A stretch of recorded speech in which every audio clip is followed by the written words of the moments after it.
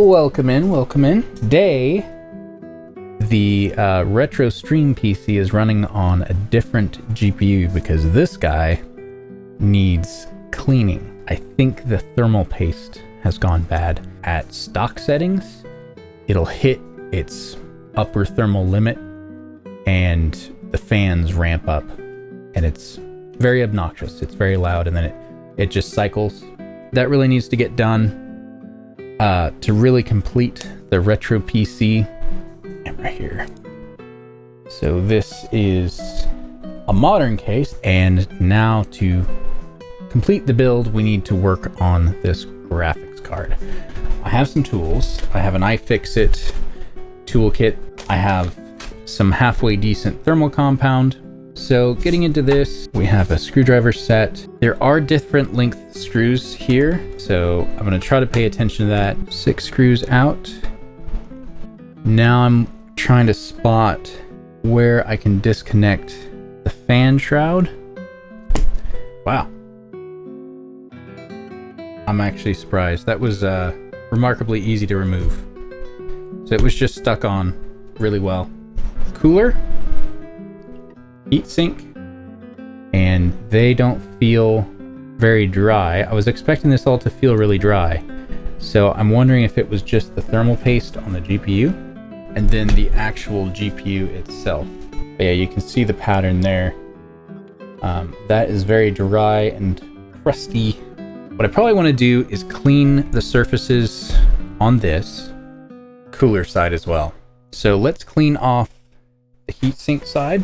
I'm just using isopropyl alcohol, some tissue paper. This will work fine for us. That's reasonably clean. You can see there's a bit of an improvement there. I think I might go ahead and try to scrape out. So I'm just using some pointy tweezers. So before I cleaned this, I did take measurements of the performance of this. I used 3D Mark's Nomad test, and also got the Unigen superposition.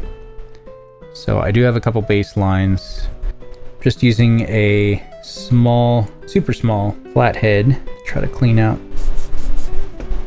Okay, we'll call that good. This will be ready to be mounted. Now let's focus on the die. But I find that I can just make a couple passes and make sure that there's no lint. I'm using my plastic scraper over these pins to the side. I don't want to use metal here and accidentally knock any of those loose. Shiny mirror surface. This is on a 2080, an RTX 2080. Okay, so I've got two types of thermal paste in here. So I'm gonna squish a decently sized blob. I guess that might be like pea sized. I am going to use this little spudger. I'm going to try to spread this in a thin layer to all of the sides. So I may need to apply it to both sides to guarantee good coverage. Okay, I'm going to call that thorough. Now we're going to look at the heatsink side. Spread a layer thinly over the top just to kind of fill in the gaps between the pipes. Okay, I think we're winning here. Okay, so we replaced our one pad that I kind of scuffed up. The other pads are looking like they're in decent shape, so we're going to leave those alone. Mostly because I thought I had more thicknesses of thermal pads, but I couldn't find them easily. Let's install this back fan. Now I'm going to try to align these little tabs and then settle this down here. Make sure that aligns from the back side. And then I'm going to apply a little bit of pressure to try to squish it down. So I'm going to install the screws.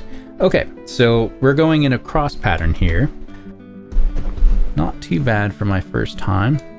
Okay, we got the last 3 attached on the back plate. I think we're done here. I think we've won. 7 screws on the back, 4 around the die, 3 to the side, and then just kind of carefully working my way around to pop it off, it would separate, and then I could pull the fan plugs, or fan and LED plug, and it was really easy.